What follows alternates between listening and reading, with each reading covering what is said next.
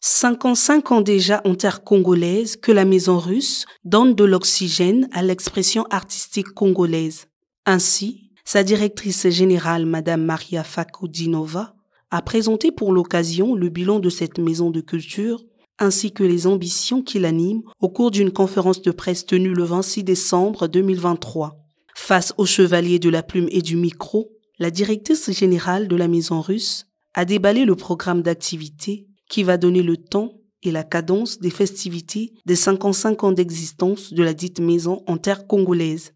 On prépare maintenant les séries d'émissions consacrées à la culture russe et aux activités de la Maison Russe. Dans ce cadre, à la fin de tous les événements festifs, on va inaugurer notre film qui est consacré à la Maison Russe, à l'histoire. C'est une sorte de commentaire, mais ça, c'est une petite surprise. C'est déjà 20 janvier à 16h, salle de cinéma de la Maison Russe. Le 6 janvier, à la veille de Noël orthodoxe, on va ouvrir les salles informatiques à la Maison Russe. Cette salle, elle va être disponible pas seulement pour ceux qui font la langue russe, mais également pour les jeunes qui veulent apprendre le numérique. On a préparé une exposition consacrée à la Maison Russe. Il s'agit de l'histoire de la Maison Russe, de nos activités et également de l'histoire de notre équipe. On ne peut pas fêter sans concert gala et ça, il s'agit de 12 janvier 2024. Également, il faut inviter le 14 janvier 2024 tous les artistes pour nous rejoindre aux marches culturelles. Et on va partir d'ici à la Corniche.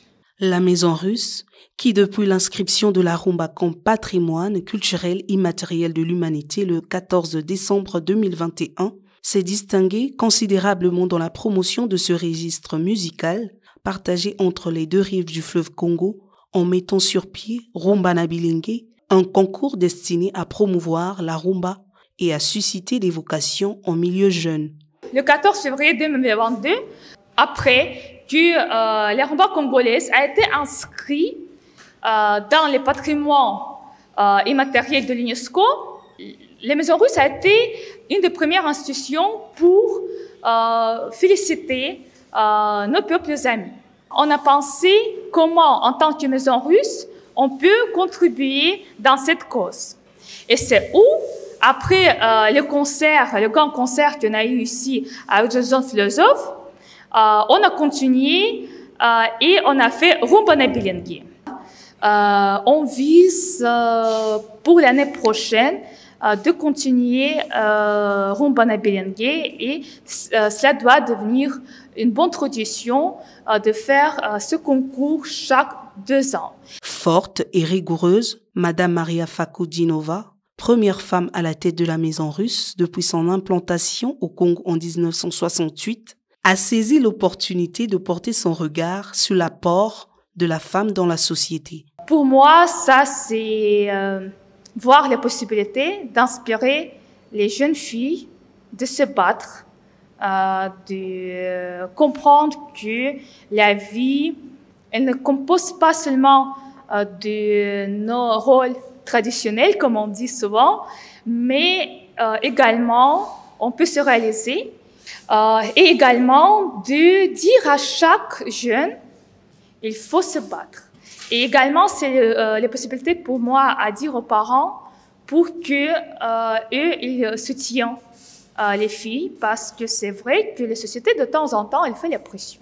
Au regard de son impact et de son apport dans la promotion de la culture congolaise, la Maison Russe se dit satisfaite de son bilan 55 ans après et reste déterminée aux côtés des autorités congolaises pour apporter davantage sa contribution dans l'exaltation des valeurs culturelles congolaises. Tu cherches une visibilité, n'hésite pas, la solution c'est auprès de la Congolaise. Pendant ça la promotion